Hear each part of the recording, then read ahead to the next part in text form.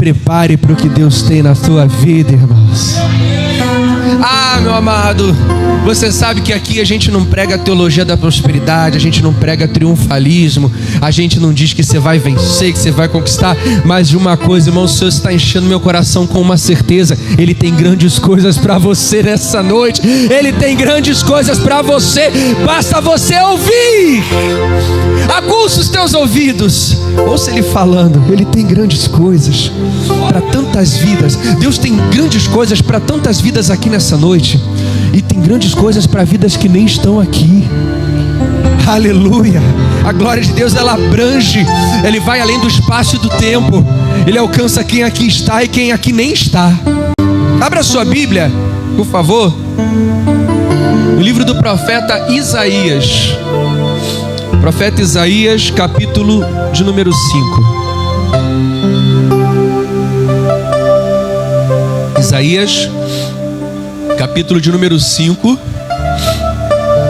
versículo de número 1. É um texto, irmão, que um dia eu estava lendo e estava fazendo os devocionais. Agora eu estou lendo um livro do Novo Testamento e um livro do Antigo.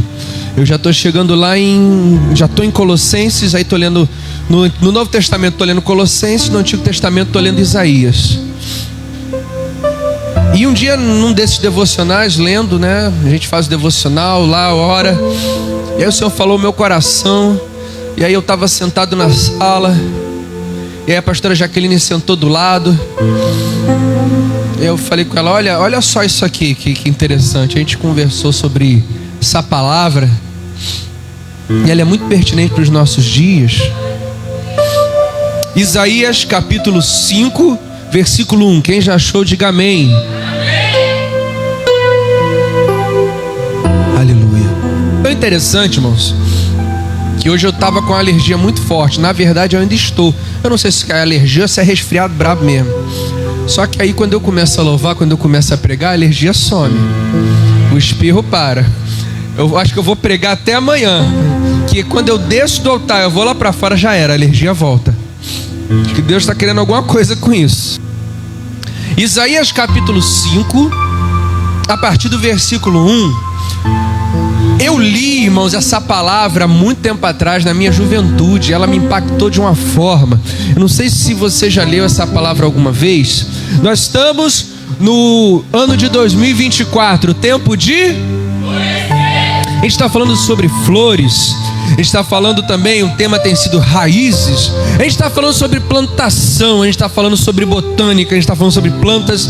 É uma época que a pastora Jaqueline está sendo muito feliz. A Bruninha ri, que a Bruninha também está nessa. Ela fala que não, mas ela também está nessa. Pois é. E esse versículo ele é muito interessante porque é uma história. É uma história muito interessante que o próprio Deus ele conta ao profeta. Então eu queria que você acompanhasse comigo Isaías capítulo 5, a partir do versículo 1. Ele diz assim: agora cantarei ao meu amado o cântico do meu amado a respeito da sua vinha. Vinha. Alguém aqui sabe o que é vinha? O que é uma vinha? Plantação de uvas, né? Uma vinha é uma plantação de uvas. E o que é uma parreira? Alguém sabe o que é uma parreira? Hã? Uma parreira é a mesma coisa que uma videira, que uma vide, é um pé de uvas. Vinha é o conjunto. Vinha é uma plantação de uvas. Uma videira ou uma vide ou uma parreira é uma plantação, é uma única planta que dá uva. Várias plantas que dão uva é uma vinha. Amém? Lá em casa, por incrível que pareça, irmão, porque a uva ela é uma planta que juntamente com o morango, geralmente elas dão no inverno. Elas são plantas, né, que são de lugares frios. Tanto que os melhores vinhos do mundo vêm de lugares frios, de plantações de lugares frios. Aí a pastora Jaqueline me planta uma videira lá em casa e tá crescendo, tá uma maravilha, irmãos. Embaixo da janela da sala, assim, você ouve, tem 2 andares, né? No andar de baixo, você olha, tá uma parreira grandona lá, as folhas bonitas, grande. Olha. Então, aqui a história é sobre uma vinha. É uma plantação de uvas, muitas parreiras, muitas vides. E ele fala assim: o meu amado teve uma vinha num outeiro fertilíssimo, num grande pedaço de terra em que tudo que plantava dava, um outeiro muito fértil, uma terra muito rica em minerais, em coisas que são necessárias para que a planta ela cresça. Versículo 2: Sachoa. O que é sachoa? A Bíblia da Ana Paula. Não, agora a Ana Paula tá diferente? Não? Tem alguém que tá diferente aí? Oi? Isso. Sachoa, ou seja, cercou, colocou uma cerca em volta da vinha. Então era uma terra muito boa, em que foi plantada uma vinha, muitos pés de uva. E aí, com todo cuidado, com todo amor, aquele homem cercou toda aquela vinha. Para que ele cercou? Para que ele sachou? Para que animais não pisassem na sua vinha, para que animais não comessem da sua vinha. Já viu quando, eu não sei, né, na roça tem muito isso, o pessoal tem plantação e bota aquela cerca em volta, né, para galinha, porque se a galinha entra, né, a Gleice sabe disso, se a galinha ela entra numa plantação, seja de qualquer coisa, mas ela destrói a plantação toda, que ela come a folha toda, não importa do que seja. A galinha é um bicho abençoado. O pessoal do curso sabe o que é danado, não pode falar danado, né? Abençoado. Então, aquele homem ele cerca toda a vinha, sachoa e limpou-a das pedras. Aquela terra, apesar de ser muito fértil, tinha muitas pedras. E pedra na terra é uma coisa complicada, irmãos, porque se você planta e tem muita pedra, fica difícil da planta aprofundar suas raízes. Porque quando a raiz ela vai adentrando na terra, ela encontra uma pedra. Se for uma pedra só, ela desvia e continua. Se forem muitas pedras, ela para. Pedras impedem as raízes de se aprofundarem.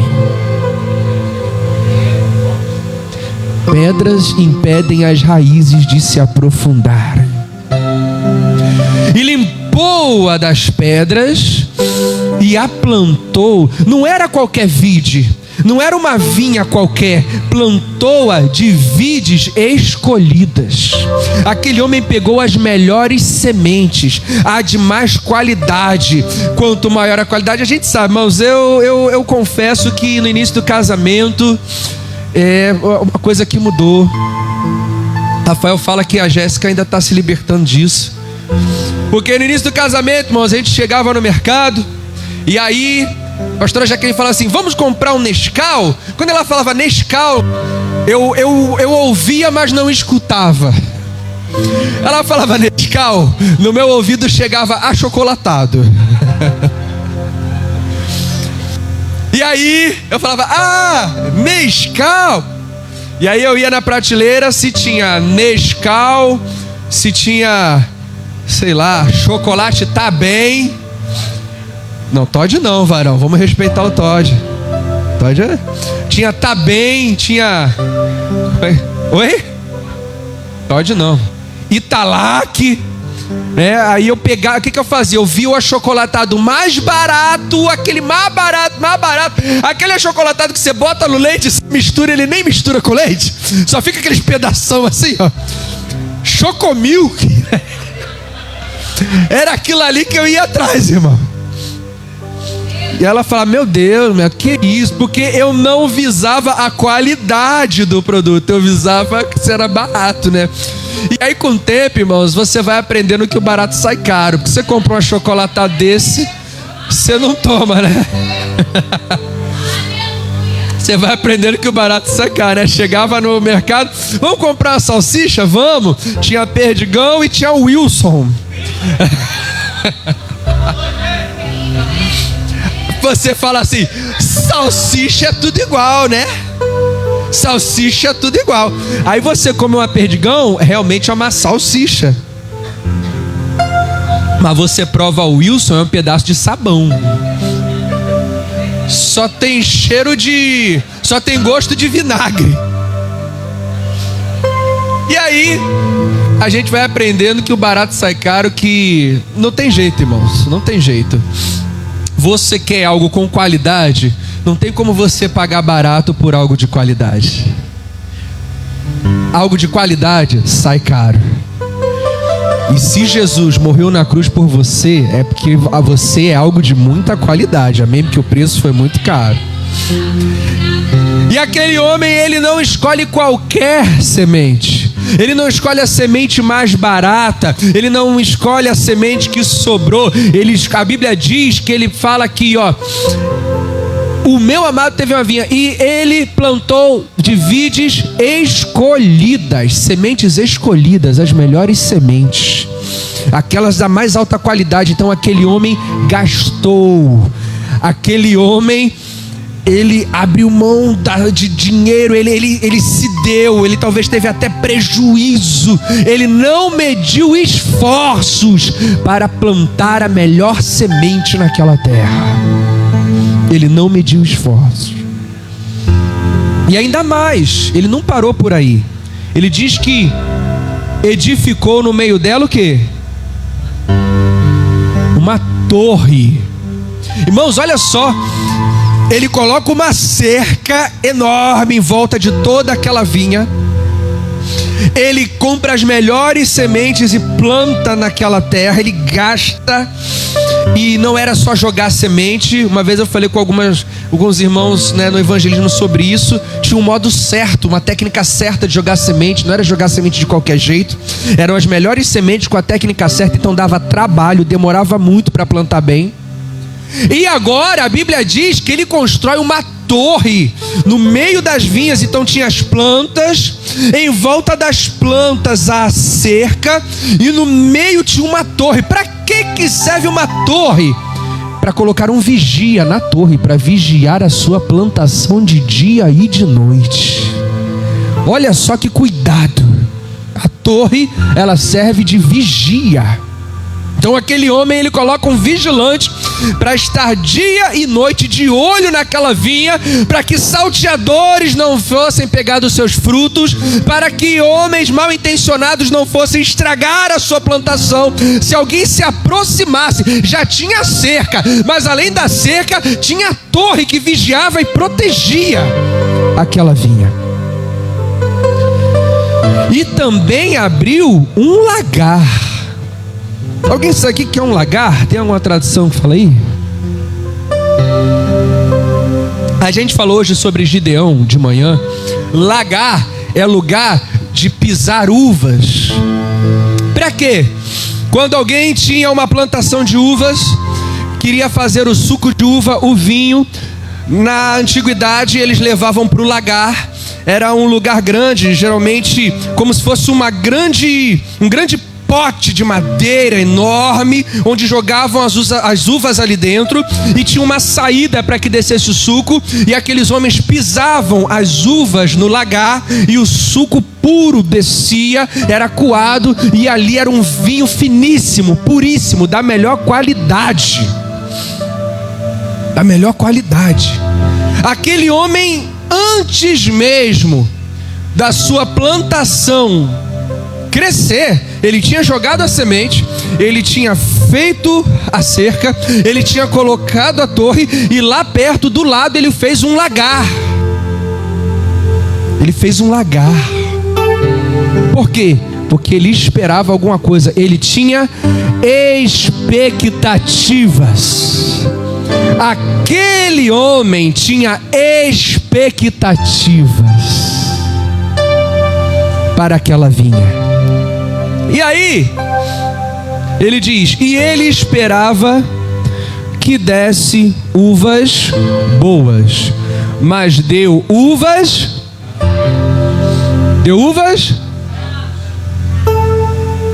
bravas ou azedas. O que era uma uva brava ou era uma uva azeda? Era uma uva que não servia para nada. Era uma uva que não dava para comer. Era uma uva que não dava nem para fazer doce. Era uma uva impossível de fazer vinho. Era uma uva que não servia para nada. A gente lá em casa também, irmão, falou em planta, falou na pastora. A gente tem uma amoreira lá em casa. A bichinha tá grande, cheia de flores, frutos. E ela tá dando amorinha. Tá dando umas amorinhas bonitinhas, irmãos. Só que tem um problema. Aí um dia a pastora Jaqueline falou: vem cá, vem cá, vem cá. Eu falei: o que foi? Aqui, ó, tirou uma amora da amoreira. Prova só, prova só. A amora bonita, cor de vinho. Aí eu fui e mordi a amora. Quando eu mordi a amora, tadinho, irmão, a amora não tem gosto de nada. A amora não tinha gosto de nada. Aí eu ia falar assim: uma Nutella. Não, calma, calma, não fala não, pra não magoar a planta. Você não pode falar na frente da planta que magoa a planta. Aí eu tive: tá bom. Aí você tem que mentir para a planta. Você tem que pecar para a planta. Ai, tá uma delícia, dona Mora. Dona Moreira, essa Mora tá uma delícia. Não tinha gosto de nada. Senão a planta fica magoada. Porque um fruto que não tem gosto de nada não serve para nada. Irmãos, ele continua discorrendo sobre essa história, mas a gente para nesse momento aqui, porque esse momento é o momento em que o lavrador, o dono da vinha, ele faz tudo pela vinha, e chega no momento em que ele diz assim: mas esperava que desse uvas boas, mas deram uvas bravas, azedas, que não servem para nada. Sabe qual é o grande problema? Aí eu conversando com a pastora Jaqueline, estava falando com ela: pois é muito interessante isso aqui. Porque eu não sei se para você ficou muito claro, mas para mim estava cristalino o que o Senhor está falando aqui nesse versículo. Se eu perguntar para você agora, quem é o dono da vinha em que a palavra de Deus está falando aqui? Quem é o dono dessa vinha? É o próprio Deus, amém? Agora, se eu te perguntar: e quem é essa vinha? Quem é essa vinha? Sou eu? É você? Essa vinha que ele está falando aqui na história, porque ele é muito claro, ele fala assim: contarei ao meu amado o cântico do meu amado a respeito da sua vinha. O amado das nossas almas é o Senhor, e a vinha sou eu, é você. Fala para o seu irmão que está ao teu lado: é você. Sabe por que é tão impactante, irmãos? Porque na história, o Senhor, o dono da vinha, ele faz de tudo pela vinha. Ele faz de tudo. Primeiro a Bíblia começa dizendo que ele cerca ela. Oh, aleluia.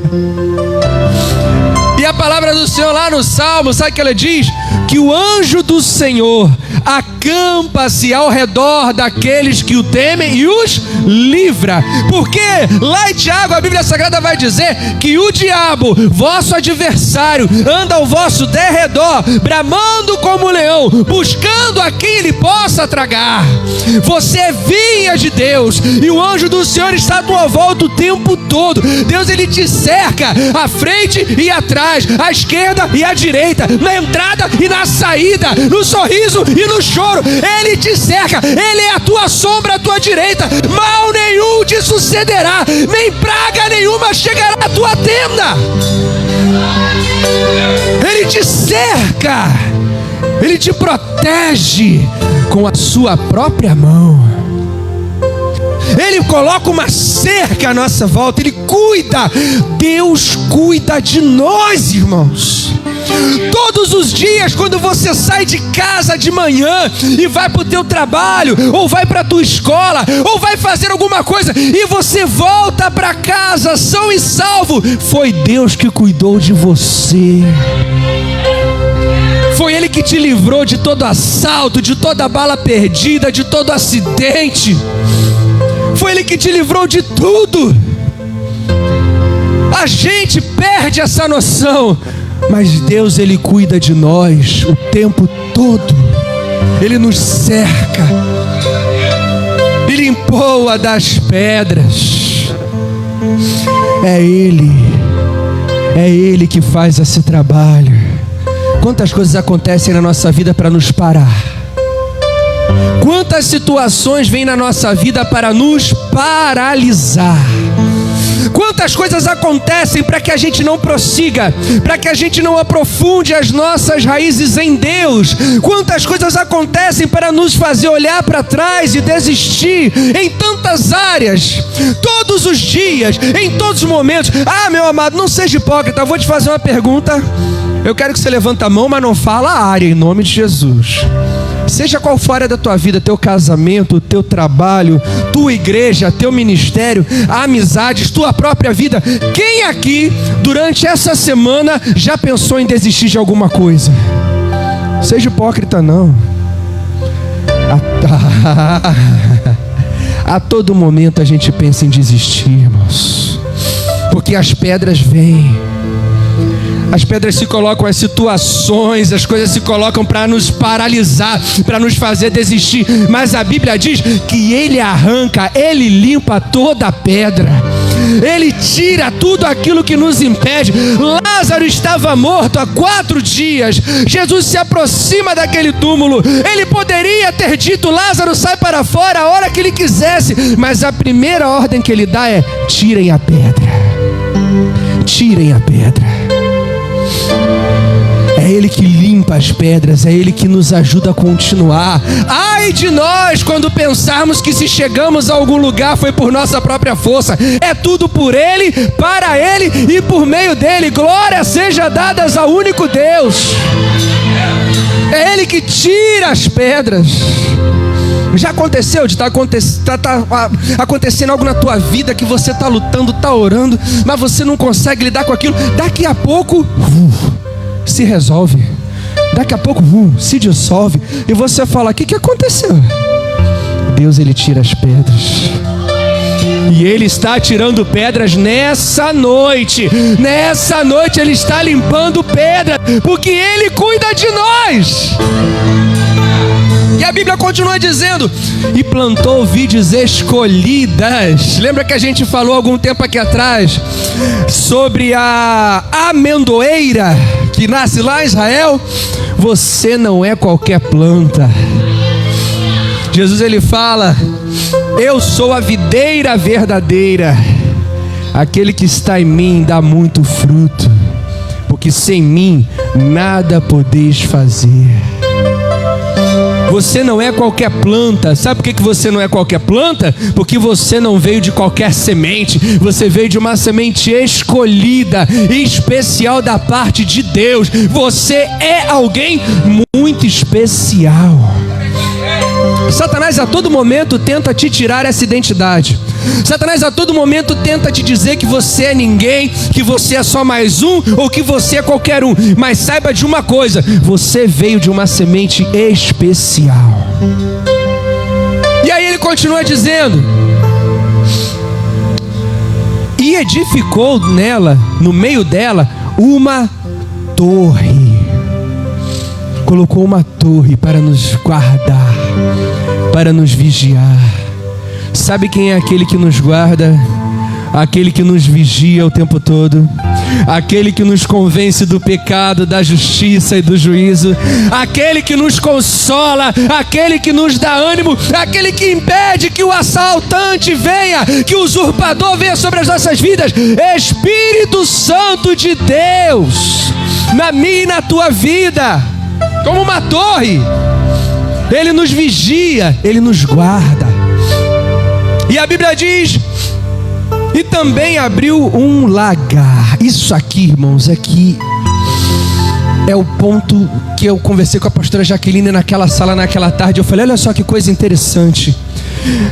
Deus, Ele nos faz tudo, Ele nos cerca. Deus, Ele faz a obra completa. Ele limpa as pedras, Ele coloca uma torre. Deus, Ele faz todo um trabalho, Ele se dedica, Ele nos traz de uma semente especial.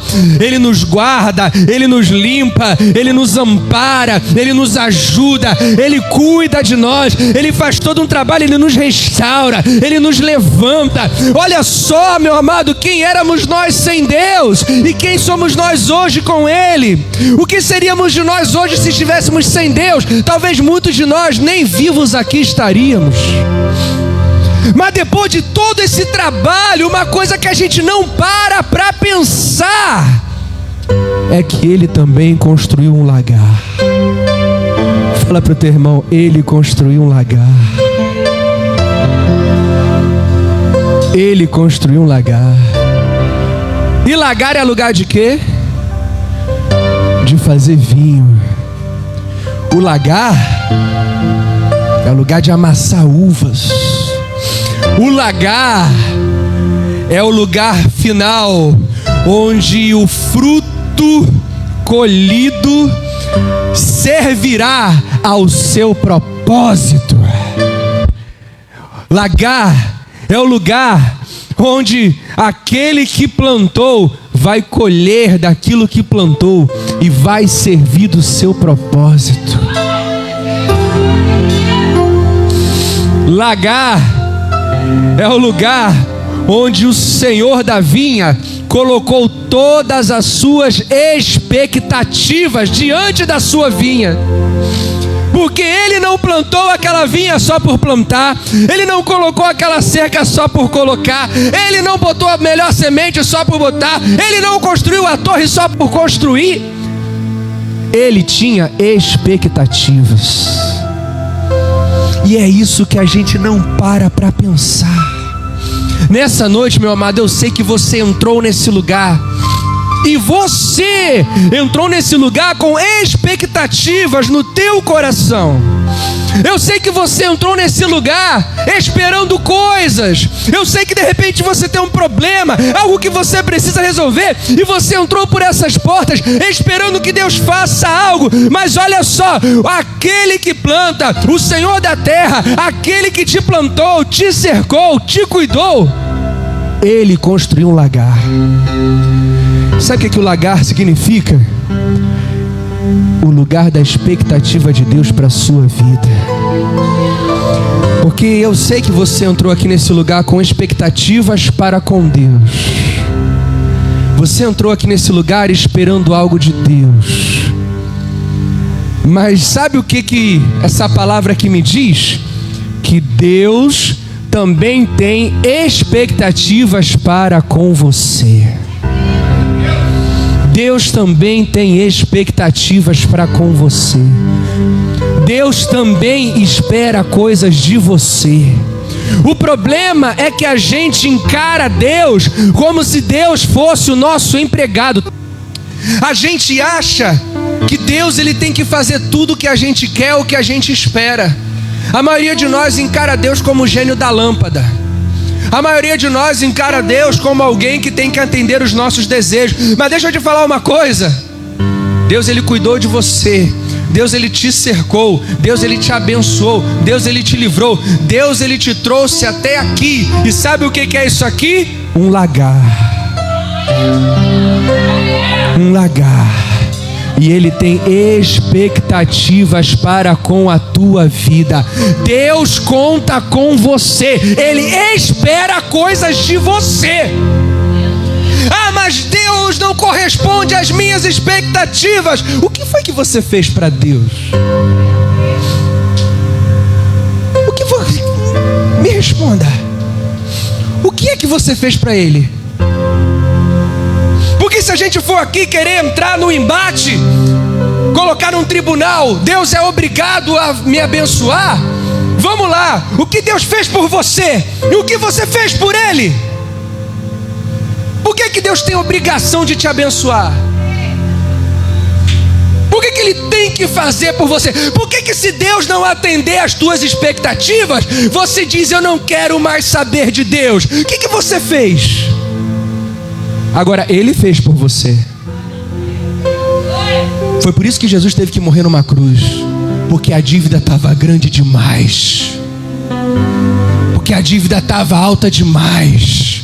E a gente não tinha como pagar. E até hoje a gente não tem. Mas Ele morreu numa cruz porque Ele tinha uma expectativa. Ele tinha uma expectativa para minha e para a tua vida. Deus espera coisas de você. Você consegue entender isso nessa noite? Deus espera coisas de você.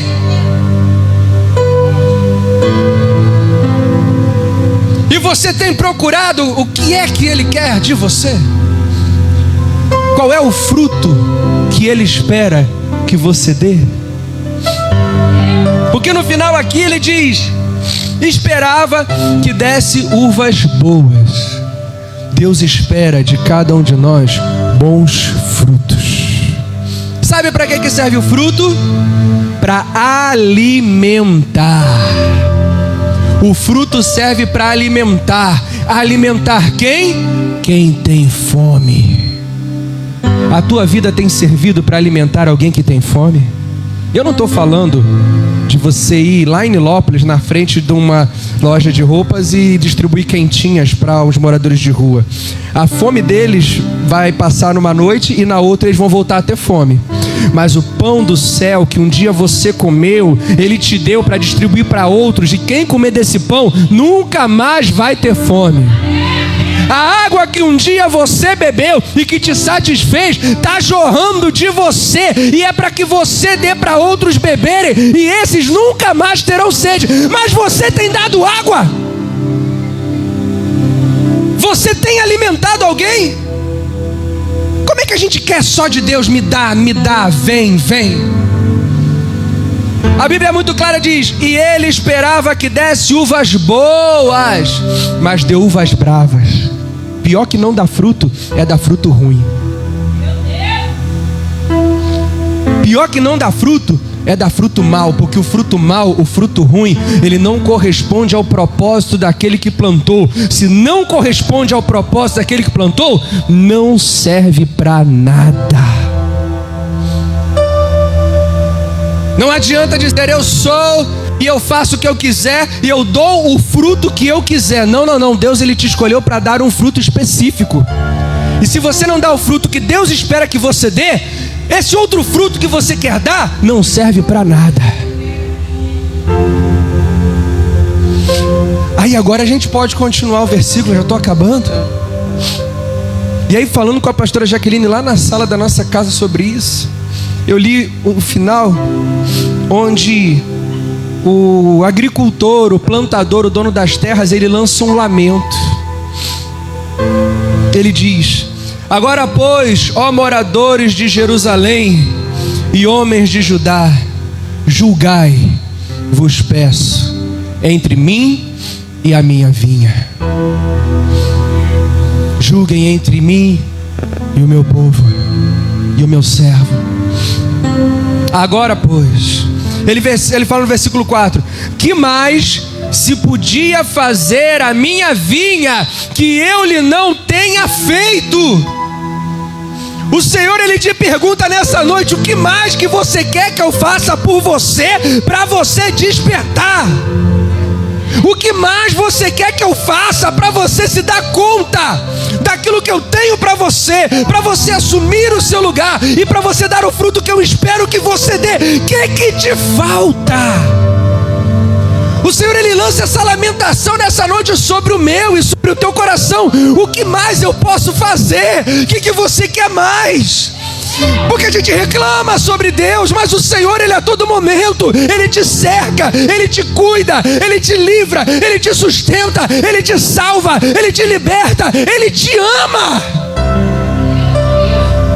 Mas a gente costuma falar do devorador, e se você não dizimar, vai vir o devorador, se você não ofertar, vai vir o devorador muitas vezes é eu e é você. Provérbios fala que a sanguessuga tem 2 filhos, o nome de uma é Dá e da outra é Dá. Dá são os filhos da sanguessuga. E assim somos nós. A gente só quer receber, a gente só quer que Deus faça. E o Senhor nessa noite pergunta: que mais?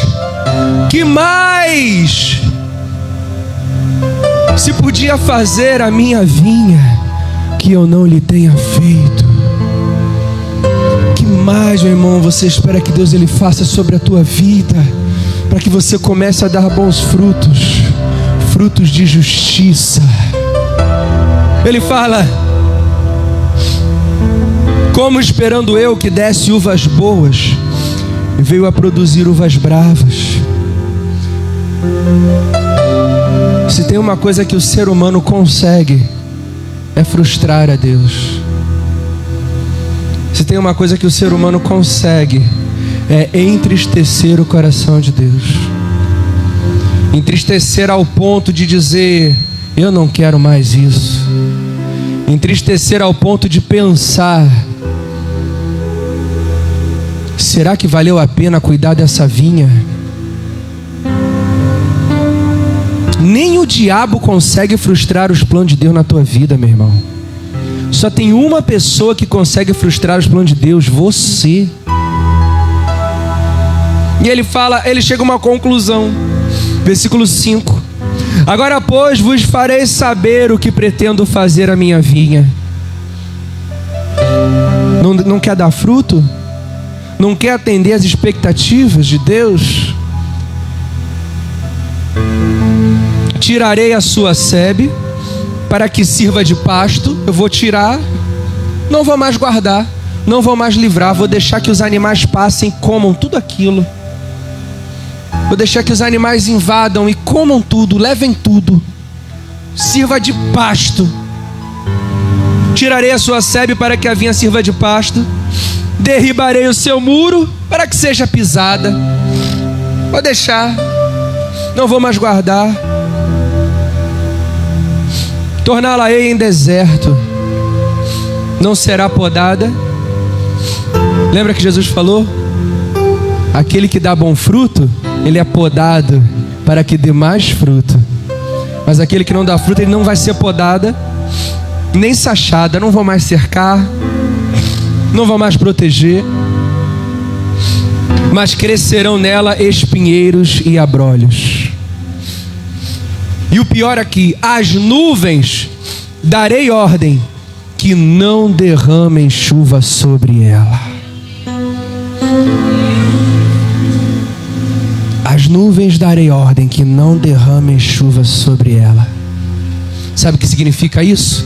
Vou reter, vou segurar, não vou mais deixar descer chuva. Chuva ali representa provisão. Vou reter. Não quer dar fruto? Não quer servir o que eu te chamei? Reterei a chuva.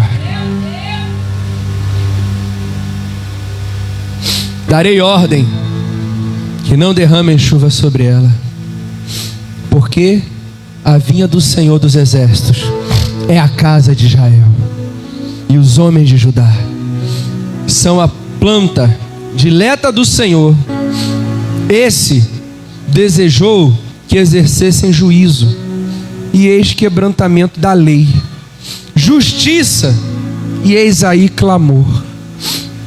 Pior do que não corresponder às expectativas de Deus é fazer ao contrário do que Ele espera de nós. Meus amados, essa é a parábola da vinha. Que essa parábola ela faça uma diferença no teu coração como fez no meu. Nós somos a vinha do Senhor. Deus, Ele cuida de você. Deus, Ele te cerca. Deus, Ele te guarda. Deus, Ele te vigia.